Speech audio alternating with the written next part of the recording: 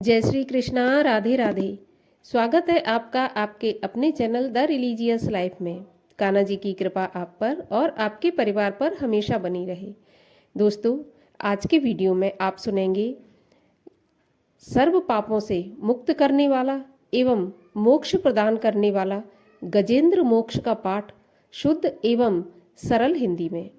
गजेंद्र मोक्ष का पाठ भगवान विष्णु को प्रसन्न करने वाला एकमात्र ऐसा पाठ है जिसको पढ़ने या सुनने से भगवान श्री हरि विष्णु हमें सभी कष्टों से मुक्ति देते हैं और जीवन को सुख संपन्न बनाते हैं, अंत समय में मोक्ष की प्राप्ति कराते हैं। ये जो गजेंद्र मोक्ष की कथा है वो श्रीमद् भागवत पुराण के 8वें स्कंद में है। दूसरे अध्याय में ग्रह के साथ गजेंद्र के युद्ध का वर्णन है और तीसरे अध्याय में गजेंद्र कृत भगवान की स्तुति और गजेंद्र मोक्ष का प्रसंग है। चौथे अध्याय में गजग्राह के पूर्व जन्म की कथा भी है। श्रीमद् भागवत में गजेंद्र मोक्ष की कथा के पाठ का महात्म बतलाते हुए भगवान इसको स्वर्ग तथा यशदायक, कलयुग के समस्त पापों का नाशक और सभी मनोकामनाओं को पूर्ण करने वाला बताते हैं। भाव से यदि गजेंद्र मोक्ष की स्तुति की जाए, गजेंद्र मोक्ष का पाठ किया जाए तो हमें निश्चित रूप से लौकिक और परमार्थिक महान संकटों और विघ्नों से छुटकारा मिल जाता है। निष्काम भाव से पाठ करने पर मनुष्य अज्ञान के बंधन से भी मुक्त हो जाता है और भगवान को प्राप्त कर लेता है। स्वयं भगवान का ही वचन है कि जो ब्रह्म मुहूर्त में जागकर गजेंद्र मोक्ष के स्तोत्र के द्वारा भगवान की स्तुति करते हैं, उन्हें मृत्यु के समय मोक्ष की प्राप्ति होती है। भगवान ने स्वयं कहा है कि अंते मते सा गते, अर्थात उसे निश्चय ही भगवान की प्राप्ति हो जाती है तथा इस प्रकार वह सदा के लिए जन्म मृत्यु के बंधन से भी छूट जाता है। अच्छा, इसका जो गजेंद्र मोक्ष का पाठ है वो पूरी तरह से संस्कृत में है, लेकिन यदि आपको संस्कृत नहीं आती है अच्छी तरीके से तो फिर आप इसका पाठ हिंदी में ही करें, क्योंकि संस्कृत में शुद्ध उच्चारण बहुत ही आवश्यक है। यदि आपको संस्कृत भाषा का अच्छा ज्ञान नहीं है तो आप इसको गजेंद्र मोक्ष के पाठ को हिंदी में ही करें और सुनें। तो आज के वीडियो में मैं आपको शुद्ध एवं सरल हिंदी में गजेंद्र मोक्ष के पाठ का श्रवण कराने वाली हूँ। तो इस प्रकार के वीडियो आपको अच्छे लगते हैं तो आप चैनल को सब्सक्राइब अवश्य कर लीजिए। इसके अलावा आज का वीडियो आपको अच्छा लगता है तो वीडियो को लाइक अवश्य कीजिए, साथ ही साथ अपने दोस्तों और रिश्तेदारों में शेयर कर दीजिए। गजेंद्र मोक्ष का पाठ आरंभ करने से पहले आपको ये जानना आवश्यक है कि ये गजेंद्र मोक्ष का पाठ किसने, कब और क्यों किया था।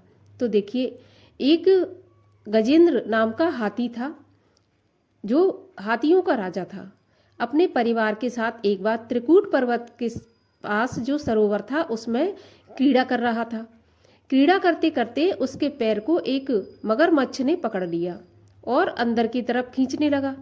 जब मगरमच्छ हाथी के पैर को अंदर खींच रहा था तो वो मदद के लिए अपनी पत्नी की तरफ पुकारा तो पत्नी ने अपने प्राण की रक्षा की दुहाई देते हुए गजेंद्र की सहायता नहीं की और उसको नहीं बचाया। फिर उसने अपने बच्चों की तरफ उम्मीद की निगाह से देखा, लेकिन बच्चों ने भी उसकी तरफ कोई मदद का हाथ नहीं बढ़ाया। जब गजेंद्र ने अपने प्राण जाते हुए देखे तब उसने स्तुति करना प्रारंभ किया।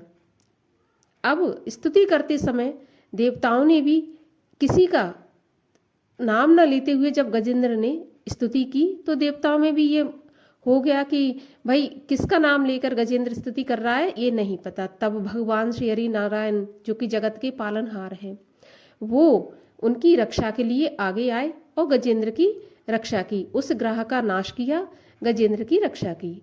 तभी से गजेंद्र मोक्ष के पाठ का जो श्रवण है और पठन किया जाने लगा। इससे भगवान की कृपा हमें प्राप्त होती है।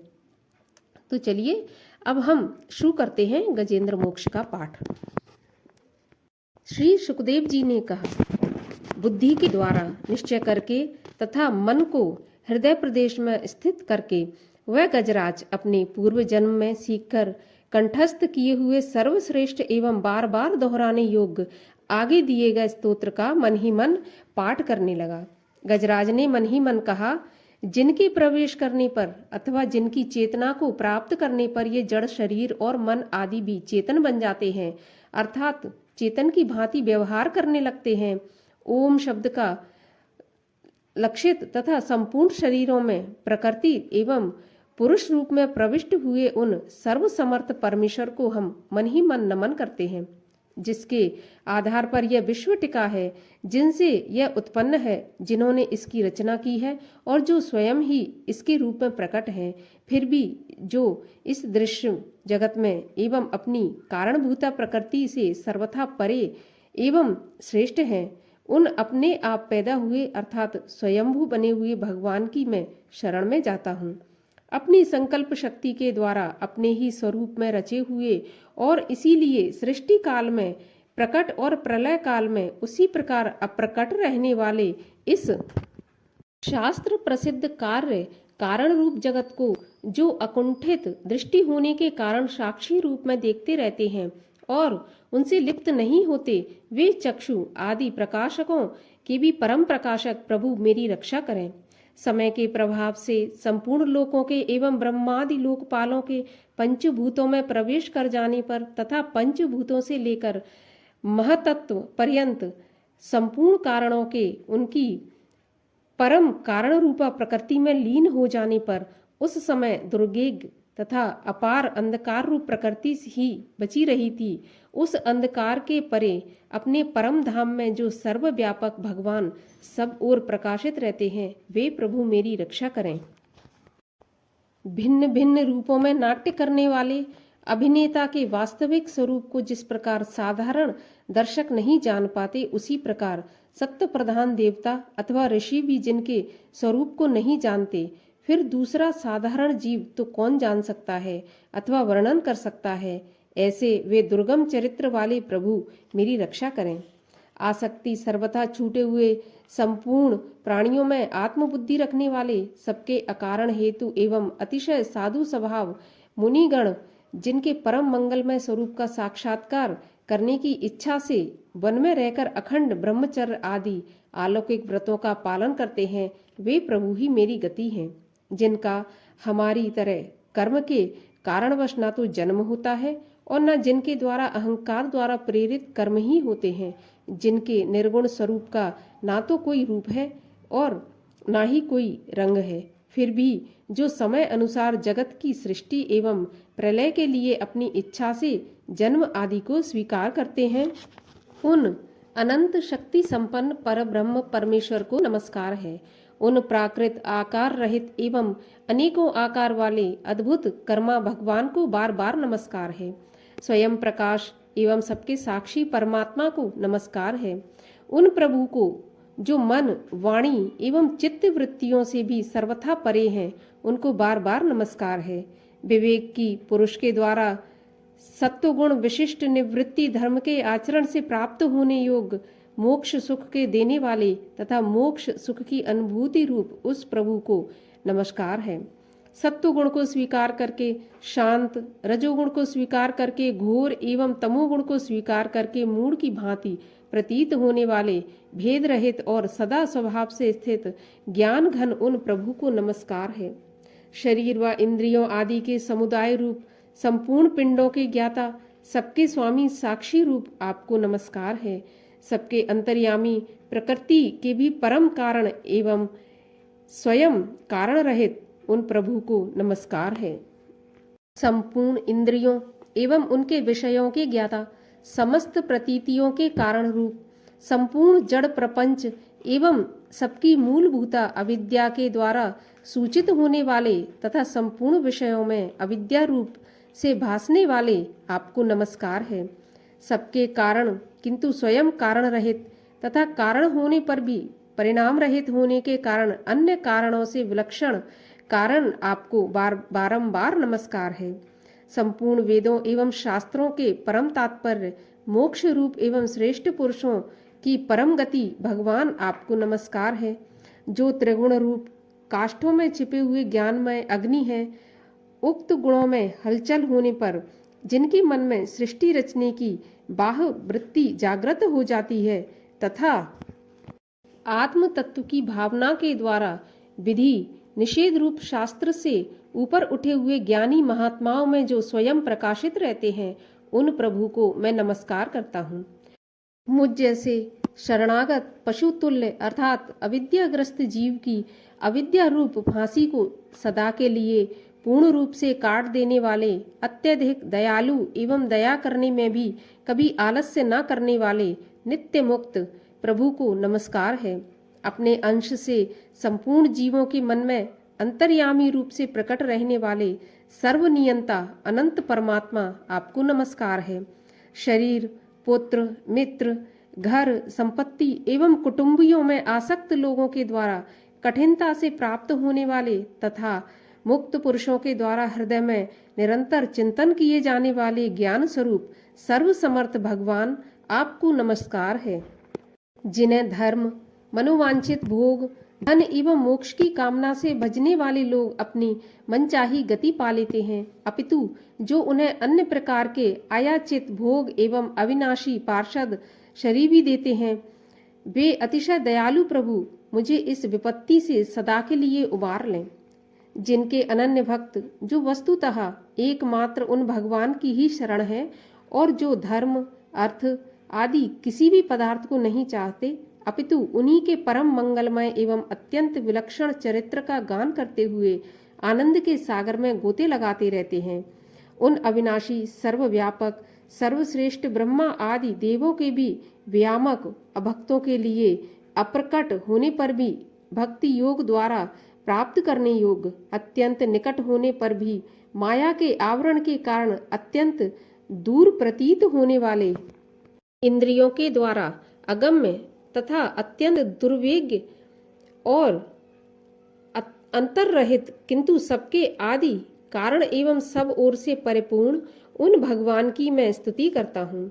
ब्रह्मादि समस्त देवता, चारों वेद तथा संपूर्ण चराचर समस्त जीव नाम और आकृति के भेद से जिनके अत्यंत क्षुद्र अंश के द्वारा रचे गए हैं, जिस प्रकार प्रज्वलित अग्नि से लपटें तथा सूर्य से किरणें बार बार निकलती हैं और पुनः अपने कारण में लीन हो जाती हैं, उसी प्रकार बुद्धि, मन, इंद्रियां और नाना योनियों में उत्पन्न होने वाले शरीर एवं यह गुणमय प्रपंच जिन स्वयं प्रकाश परमात्मा से प्रकट होता है और पुनः उन्हीं में लीन हो जाता है, वे भगवान वास्तव में ना तो देवता है, ना असुर है, ना मनुष्य है, ना तिर्यक, पशु, पक्षी आदि योनि के प्राणी हैं, ना वे स्त्री है, ना पुरुष है, ना नपुंसक ही है, ना वे ऐसे कोई जीवन है जिनका इन तीनों ही श्रेणियों में समावेश हो सके, ना वे गुण है, ना कर्म है, ना कार्य है और ना ही कारण है। सबका निषेध हो जाने पर जो कुछ बच रहता है वही उनका स्वरूप है और वे ही सब कुछ है। ऐसे भगवान मेरे उद्धार के लिए आविर्भूत हों। मैं इस ग्रह के चंगुल से छूटकर जीवित नहीं रहना चाहता, क्योंकि भीतर और बाहर तथा सबसे अज्ञान के द्वारा ढके हुए इस हाथी के शरीर से मुझे क्या लेना देना है। मैं तो आत्मा के प्रकाश को ढक देने वाले उन अज्ञान की निवृत्ति चाहता हूँ, जिसका काल क्रम से अपने आप नाश नहीं होता, अपितु भगवान की दया से अथवा ज्ञान के उदय से होता है। इस प्रकार मोक्ष का अभिलाषी मैं, विश्व के रचयिता, स्वयं विश्व के रूप में प्रकट तथा विश्व से सर्वथा परे, विश्व को खिलौना बनाकर खेलने वाले, विश्व में आत्मा रूप से व्याप्त, अजन्मा, सर्वव्यापक एवं प्राप्त होने योग्य वस्तुओं में सर्वश्रेष्ठ श्री भगवान को मैं प्रणाम करता हूँ तथा उनकी शरण में हूँ, जिन्होंने भगवत भक्ति रूप योग के द्वारा कर्मों को जला डाला है। वे योगी लोग उसी योग के क्षरा शुद्ध किए हुए अपने हृदय में जिन्हें प्रकट हुआ देखते हैं, उन योगेश्वर भगवान को मैं नमस्कार करता हूँ, जिनकी त्रिगुणात्मक सत्व, रज, तमरूप शक्तियों का राग रूप वेग असह्य है, जो संपूर्ण इंद्रियों के विषय रूप में प्रतीत हो रहे हैं, जिनकी इंद्रियां विषयों में ही रची पची रहती हैं। ऐसे लोगों को जिनका मार्ग भी मिलना असंभव है, उन शरणागत रक्षक एवं अपार शक्तिशाली आपको बार बार नमस्कार है। जिनकी अविद्या नाम शक्ति के कार्य रूप अहंकार से ढके हुए अपने स्वरूप को यह जीवन जान नहीं पाता, उन अपार महिमा वाले भगवान की मैं शरण में आया हूँ। सुखदेव जी ने कहा, जिसने पूर्वोक्त प्रकार से भगवान के भेद रहित निराकार स्वरूप का वर्णन किया था, उस गजराज के समीप जब ब्रह्मा आदि कोई भी देवता नहीं आए, जो भिन्न भिन्न प्रकार के विशिष्ट विग्रहों को ही अपना स्वरूप मानते हैं, तब साक्षात श्री हरि, जो सबके आत्मा होने के कारण सर्वदेव स्वरूप है, वहां प्रकट हो गए। उपर्युक्त गजराज को इस प्रकार दुखी देखकर तथा उसके द्वारा गाई हुई स्थिति को सुनकर सुदर्शन चक्रधारी जगत आधार भगवान इच्छा अनुरूप वेग से चलने वाले गरुण जी की पीठ पर सवार हो स्तवन करते हुए देवताओं के साथ तत्काल उस सीन पर पहुंच गए जहां पर वह हाथी था।